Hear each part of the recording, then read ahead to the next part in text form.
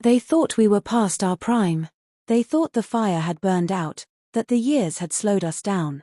Whispers over dinner, little glances across the table, they believed we were comfortable, quiet, predictable. And maybe that's what made it so satisfying to prove them wrong. That night, we didn't just tell them we still had it, we showed them. It started as one of those neighborhood get-togethers that seem innocent enough. Wine glasses clinking, low music in the background, polite laughter bouncing off the walls. The Blakes, Mark and Jenna, had just finished bragging about their recent ski trip, and their voices carried that tone, the one that's less about conversation and more about performance.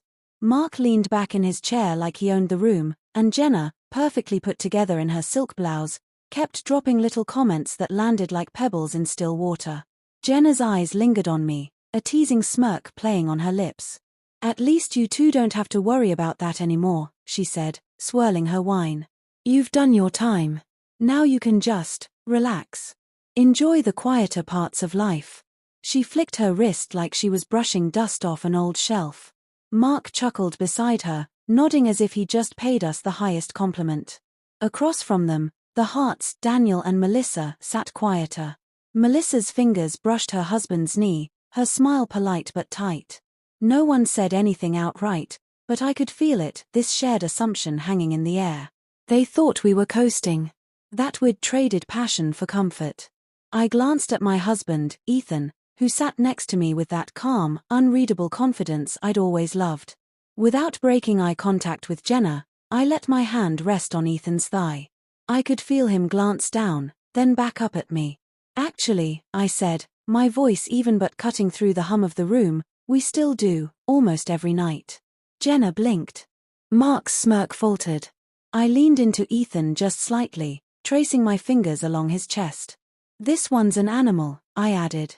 Daniel's eyebrows lifted. Melissa's lips parted, but she stayed quiet. Ethan chuckled low in his throat. "We've been together 21 years, he said, meeting Mark's gaze directly. "And the last 5. Easily the best." Jenna laughed, but the sound cracked just a little. "Wait, seriously? Every night?" She looked between the two of us like she was trying to catch the punchline. "I mean, you look amazing, but there's no way he's still keeping up with that pace." I smiled, letting a pause stretch long enough for her to start to wonder. "You'd be surprised what he's capable of." Ethan leaned forward, his tone steady. "She makes it easy to keep up." Mark gave a short laugh, but there was something else in his eyes now. "I'd have to see it to believe it," he said, almost too casually. I tilted my head, my lips curling just enough. "You really think I'm bluffing?" He didn't answer. But he didn't look away either. The tension in the room shifted, thicker now, more electric. My heart beat faster, not from nerves but from the delicious knowledge that I had every pair of eyes in the room exactly where I wanted them. I stood slowly, brushing a hand over Ethan's shoulder. "I wasn't planning on putting on a show tonight," I said, my gaze sliding to Mark, "but since you asked so nicely, don't say I didn't give you a chance to back out." Ethan leaned back on the couch, arms stretched casually over the backrest, that relaxed confidence radiating off him. His eyes locked on mine like he already knew how this would end. I moved closer, letting the space between us dissolve. My hands rested against his chest as I lowered my voice, just for him. "They wanted to know," I murmured. "Let's give them something worth remembering." He smiled, slow, knowing, and his hands came to my hips, anchoring me. I settled into his lap, feeling the warmth of him through our clothes, the way his breath changed when my body pressed to his. Across the room, Melissa shifted in her seat, her hand tightening around her wine glass. Jenna's perfect posture had slipped. She was leaning forward now, her eyes darting between us. Mark didn't even pretend to look away. Ethan's hands traced slow patterns up my sides, steady and sure, like he was claiming the moment in a way no one else could touch. I moved with deliberate control, letting every motion speak louder than any words could. His eyes held mine, dark and intent, every bit of him tuned to me.